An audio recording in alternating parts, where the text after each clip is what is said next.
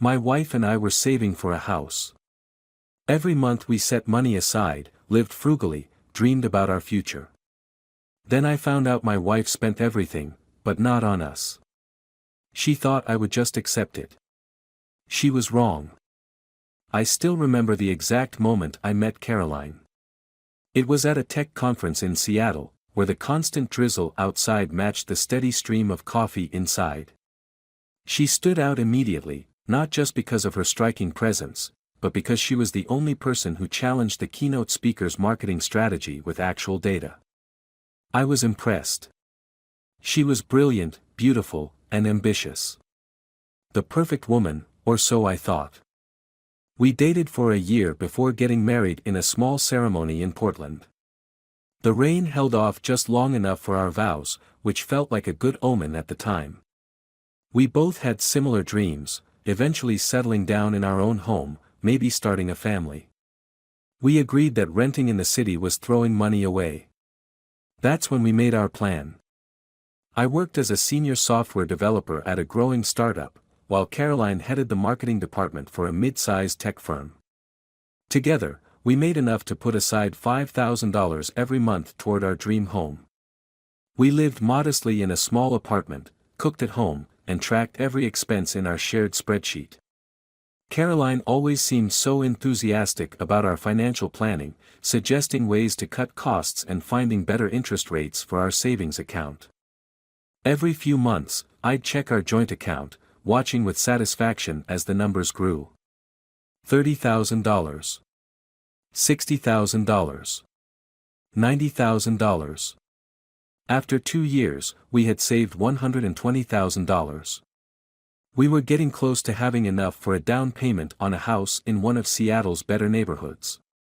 I started browsing real estate listings in my free time, imagining our future. Then came that rainy Tuesday evening, the kind of Seattle rain that seems to wash away all pretense. I was paying our utility bills when I accidentally opened Caroline's credit card statement instead of mine. The numbers jumped out at me like accusatory fingers, minus $37,000. My hand started shaking.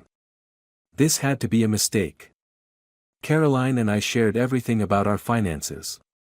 We had built our entire relationship on trust and transparency. I clicked through the transaction history, each entry feeling like another crack in the foundation of our marriage. I waited for her to come home, my mind racing through possibilities. Maybe she had made some emergency medical payments for her parents. But why wouldn't she tell me? Maybe she had been victim to identity theft. But why hide it? When she walked through the door, shaking raindrops from her umbrella, I noticed how she immediately checked her phone, something she'd been doing more and more lately. I kept my voice steady. "Hey, babe. Are you having any financial troubles I should know about?" The way her shoulders tensed told me everything before she even spoke. She was like a deer caught in headlights, her usual confidence evaporating. "No, why would you ask that?" I pulled up the credit card statement on my laptop and turned it toward her. The color drained from her face, leaving her as gray as the sky outside. "Oh, it's just some unexpected expenses." I already knew she was lying. In our 2 years of marriage, I'd learned to read her tells. The way she wouldn't meet my eyes, how her right hand kept fidgeting with her sleeve. I logged into our joint savings account, though I already knew what I would find. $430.21. The number sat there, mocking everything we'd built together. 2 years of sacrifices, of saying no to vacations, of Caroline insisting we didn't need a new car yet, of me taking extra consulting jobs on the weekends, all of it reduced to less than the cost of our monthly grocery bill. "Where is it?" My voice came out so cold I barely recognized it. "Baby, please, it's not as bad as it looks." She started to cry, but somehow the tears didn't move me like they usually did. They seemed calculated, like everything else had been. "Where is the money?" She collapsed onto our IKEA couch, the one we'd bought because we were saving for something better. I I spent it. On what? She looked away, her voice barely a whisper. I was helping Todd. The name hit me like a physical blow. Todd. Her ex-boyfriend. The toxic but talented musician she'd dated before me. The one she'd claimed was completely out of her life. Todd, I repeated, the name tasting like poison. You spent our house money on Todd. The story came out in pieces, each one more infuriating than the last. Todd had hit a rough patch. He had gambling debts. Someone was threatening him. He just needed a little help to get back on his feet. She couldn't bear to see him suffer. She thought she could handle it without bothering me. $120,000 of our money. Gone. To her ex-boyfriend. While I was dreaming about paint colors and garden layouts, she had been funding his disasters. I sat there, letting the rage build inside me like a pressure cooker. But externally, I was calm. Too calm. It scared her more than if I had yelled. It's okay, I said finally, my voice perfectly level. I understand. She looked up, mascara streaking her cheeks. You do. Of course. I smiled. You were helping someone in need. That's who you are.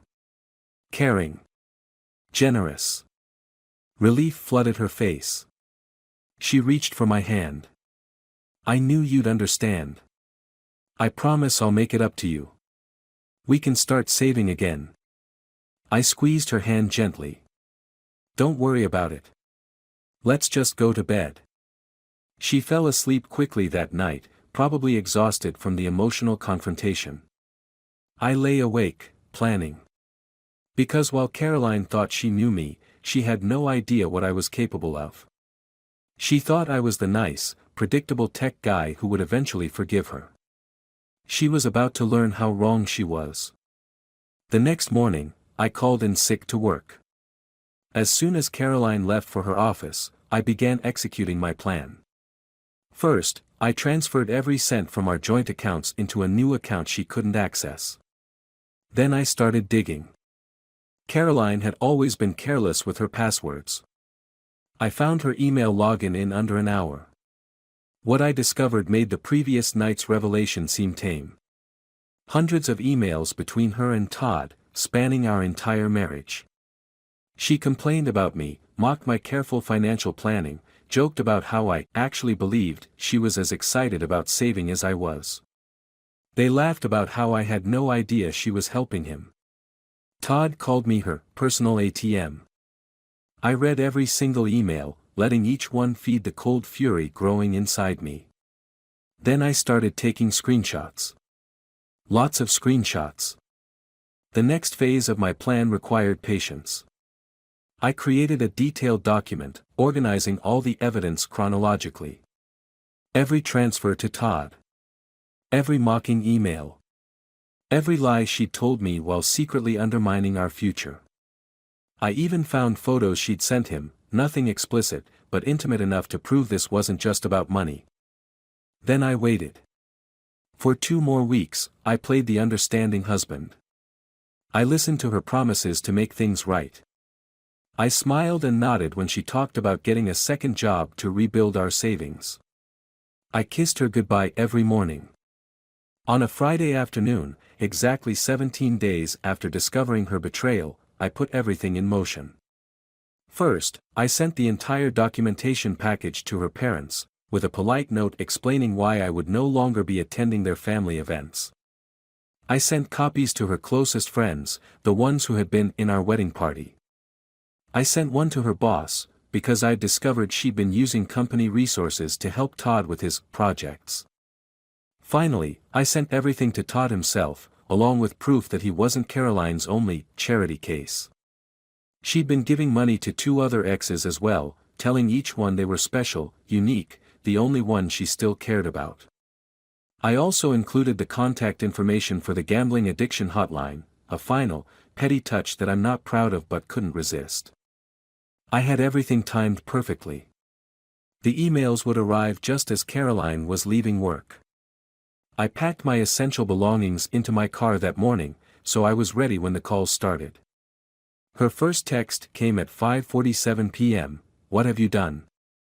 I didn't respond. At 6:13 p.m., "Please call me. We can fix this." At 6:45 p.m., from her mother, "Caroline is hysterical. How could you embarrass the family like this?" At 7:22 p.m., from Todd, "Not cool, man. What happens between me and Caroline is none of your business." I turned off my phone and checked into the hotel room I'd booked under a different name. Through a mutual friend, I heard that Caroline had been fired. Apparently, her company had strict policies about using corporate resources for personal matters. Todd ghosted her as soon as he realized she couldn't send him any more money. Her friends, the ones who had been sympathetic at first, changed their tune when they discovered she'd been mocking them in emails to Todd as well. 2 weeks later, I signed a lease on a new apartment. It was small but mine, paid for with my own money, my own integrity. Caroline somehow got my new email address and sent a message. "I made a terrible mistake. Please, can we just talk?" I sat looking at her email for a long time. Part of me wanted to respond with anger, to tell her exactly how she destroyed not just our savings but my trust, my love, my belief in partnership. Instead, I sent her a single photo, the view from my new apartment's balcony, showing the downtown Seattle skyline at sunset. I never heard from her again. Sometimes I think about those 2 years we spent saving, planning, dreaming. I think about all the nights we stayed in, cooking dinner instead of going out, talking about our future home. I wonder if she was texting Todd during those conversations, laughing at my naivety. The money is gone, but I learned something valuable. Sometimes the biggest betrayals come wrapped in the prettiest packages. Caroline taught me that trust, once broken, isn't like a savings account. You can't just make deposits and expect it to grow back. I'm saving for a house again. Solo this time. It's taking longer, but every dollar represents my own truth, my own integrity. And that's worth more than any amount Caroline stole. Last week, I drove past our old apartment building. There was a "for rent" sign in the window of our old unit. Caroline moved out shortly after everything happened. I heard she took a job in Portland, trying to escape the whispers and sideways glances that followed her around Seattle. Part of me wonders if she ever thinks about what she lost, not just in dollars, but in trust and respect. I've started seeing someone new. Lisa. She's different from Caroline in every way that matters. When she asked about my ex-wife, I told her the whole story. She listened without judgment, then showed me her own spreadsheet where she tracks her savings and investments. It wasn't meant as a proof of trustworthiness, she'd been doing it long before she met me. But it meant something. The other day, Lisa and I were having coffee at that same conference center where I first met Caroline. Someone mentioned they'd heard Todd was back in town, playing at small venues, still chasing that big break. For a moment, I felt a familiar surge of anger, but it passed quickly. What Caroline and Todd did doesn't haunt me anymore, it taught me. I've learned that revenge, even when served cold and calculated, isn't really about hurting the other person. It's about reclaiming your own narrative, taking back control of your story. Yes, I exposed Caroline's betrayal to everyone who mattered in her life. Yes, I orchestrated her downfall with the precision of a software algorithm. But I didn't do it to destroy her, I did it to free myself. Some might say I went too far, that I could have just divorced her and moved on. Maybe they're right. But in those quiet moments when I was playing the understanding husband, reading through years of lies and mockery, I realized something. Sometimes the most devastating response to betrayal isn't loud confrontation, it's calculated revelation. Let the truth do the work. I still have the spreadsheet where we tracked our savings. I keep it as a reminder, not of what I lost, but of what I learned. Each entry represents a moment when Caroline was living a double life, saving with me while secretly funneling money to Todd. The numbers tell a story of betrayal, but they also mark the beginning of my freedom. My new savings account just passed $50,000. It's growing slower than before, one income instead of two, but every dollar is honest. When I finally buy my house, it will be built on a foundation of truth, not lies. And maybe that's the real revenge, living well, living honestly, while Caroline lives with the consequences of her choices. Sometimes, on nights when the Seattle rain taps against my window, I think about the parallel life I might have lived if I hadn't seen that credit card statement. Would Caroline have continued her deception indefinitely? Would I have remained the oblivious husband, the reliable ATM, the joke in her private conversations with Todd? The thought should make me angry, but instead, it makes me grateful. Grateful for that random Tuesday when the truth found its way to me. The hardest part wasn't losing the money. It wasn't even discovering the betrayal. The hardest part was realizing that while I was living our life, Caroline was living a performance. Every kiss, every shared dream of our future home, every excited conversation about watching our savings grow, it was all part of her act. She played the role of devoted wife while secretly undermining everything we were supposedly building together. But here's what Caroline never understood: a performance can only last so long before the audience sees through it. In the end, her greatest betrayal wasn't stealing our savings, it was stealing years of my life, years I spent believing in a future that she was actively sabotaging. Those years taught me an invaluable lesson about trust, truth, and the price of believing someone's performance without questioning the script. I recently drove by a house Caroline and I once dreamed of buying.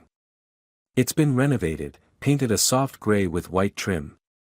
For a moment, I could see the life we'd planned: summer barbecues on the deck, holiday decorations in the windows, maybe kids playing in the yard. But that life was never real. It was just another scene in Caroline's elaborate play, with Todd waiting in the wings for his cash payments. The irony is, Caroline always said I was too cautious, too methodical in my approach to life. She used to tease me about my careful planning, my attention to detail. In the end, those same traits, the ones she mocked in her emails to Todd, were what allowed me to dismantle her deception so thoroughly. Every screenshot, every forwarded email, every piece of evidence was catalogued with the same precision she once found so amusing. I saw her once, about 6 months after everything happened. I was walking out of a coffee shop when she was walking in. For a split second, our eyes met. She started to say something, but I just walked past her, not hurrying, not slowing down. I heard later that she stood there for several minutes, watching me disappear into the Seattle crowd. I wonder what she saw, the man she betrayed, or the man who refused to play her game anymore. Life has a way of teaching us what we need to learn, even if the lessons come at a steep price. Caroline taught me that trust isn't just about money, it's about recognizing the difference between authentic connection and carefully crafted deception. Todd taught me that sometimes the villains in our story aren't wearing black hats, sometimes they're wearing the mask of a victim, hands out, asking for just a little more help. The final balance in our joint account, $430.21, is still there. Neither of us ever withdrew it. Sometimes I think about donating it to a gambling addiction support group, a small act of closure. But for now, it remains as a number on a screen, a memorial to broken trust and the price of believing in performances. Tonight, as I update my new saving spreadsheet, I realize that Caroline didn't just steal our money, she stole the simple pleasure of trusting without question, of believing in shared dreams without looking for hidden motives. But she also gave me something invaluable: the wisdom to know that true strength isn't in blind trust or calculated revenge, but in the quiet certainty of living authentically, even after someone tries to make a fool of you. I'm looking at houses again. Not in our old neighborhood, somewhere new, somewhere without memories of Caroline's betrayal or Todd's manipulation. This time, when I make an offer, it will be with money that represents only my own work, my own dreams, my own truth. And maybe that's the best revenge of all, building a new future while letting the past serve as nothing more than a lesson learned, a story to tell, a reminder that sometimes losing everything is the first step to gaining something better. Lisa and I were having dinner last night when she asked me something unexpected. Do you ever regret exposing Caroline the way you did? The question caught me off guard, not because I hadn't thought about it, but because I had thought about little else during those first few months after everything happened. I told her the truth. The methodical dismantling of Caroline's life wasn't just about revenge, it was about justice. Not just for me, but for everyone she deceived. Her parents, who had praised her financial responsibility at our wedding. Her friends, who she'd mocked in those emails to Todd. Her colleagues, who had trusted her with company resources. Even Todd himself, though he hardly deserved any sympathy, needed to see the truth about who Caroline really was. The revenge I chose wasn't about violence or direct confrontation. It was about illumination, shining a light on every dark corner where Caroline had hidden her lies. Some might call it cruel, but I think there's a certain elegance in using nothing but the truth to unravel someone's carefully constructed facade. Yesterday, I received an unexpected email from Caroline's younger sister, Emily. She wanted me to know that what I did had actually helped their family in the long run. Apparently, Caroline had been borrowing money from their parents too, spinning tales about work projects and investment opportunities. My exposé had stopped them from refinancing their house to invest in one of her schemes. Sometimes revenge has unexpected beneficiaries. The real estate agent showed me a promising house today. It's smaller than the one Caroline and I had planned to buy, but it has potential. Standing in the empty living room, I could picture a life there, one built on honesty and solid ground. The agent mentioned that the sellers are motivated because of a recent divorce. There's a certain symmetry there that wasn't lost on me. Lisa says I should write about what happened, turn it into something constructive. Maybe she's right. Not about the money, that's gone, scattered across Todd's gambling debts and who knows what else. But about the experience, the lessons learned, the understanding gained. About how someone can share your bed, your dreams, your future plans, all while systematically betraying everything you're building together. The worst part of Caroline's betrayal wasn't the loss of our savings. It wasn't even the discovery of her relationship with Todd. It was the realization that while I was living our life, she was orchestrating an elaborate performance. Every shared moment had been tainted by her deception, our morning coffee ritual, our weekend budget reviews, our late-night talks about the future. She turned our entire marriage into a stage play where I was both the audience and the unwitting performer. But here's what I know now, the opposite of love isn't hate, it's indifference. And I'm finally reaching that point. Caroline's betrayal no longer keeps me up at night. Todd's name no longer makes my fists clench. The money they stole is just numbers on a page, a costly lesson in trust and verification. Last week, I deleted the folder containing all the screenshots and evidence I'd collected. I don't need them anymore. The satisfaction I felt watching Caroline's carefully constructed life crumble has been replaced by something quieter, more profound, peace.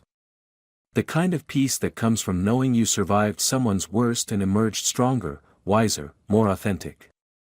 In the end, Caroline and Todd did me a favor, though they never meant to. They taught me that sometimes the most valuable things we lose are the illusions we lived with. The illusion of unconditional trust. The illusion of shared dreams. The illusion that love is enough to ensure honesty. I'm not angry anymore. The rage that drove me to meticulously document Caroline's betrayal, to strategically reveal her deceptions, to systematically dismantle her world, it's gone. In its place is a calm certainty that I did what needed to be done, not just for revenge, but for justice. For truth. For closure. The house I'm looking at needs work. The floors need refinishing, the kitchen needs updating, and the backyard is overgrown. But unlike my marriage to Caroline, all its flaws are visible, right there on the surface. No hidden surprises, no secret damages, no concealed defects. Just honest imperfection, waiting to be transformed through genuine effort and clear-eyed commitment. And maybe that's the real story here. Not the betrayal, not the revenge, but the reconstruction. Building something new from the ashes of what was lost. Creating a future that's authentically yours, even if it's different from the one you originally planned. Finding strength not in what was taken from you, but in what you choose to build in its place.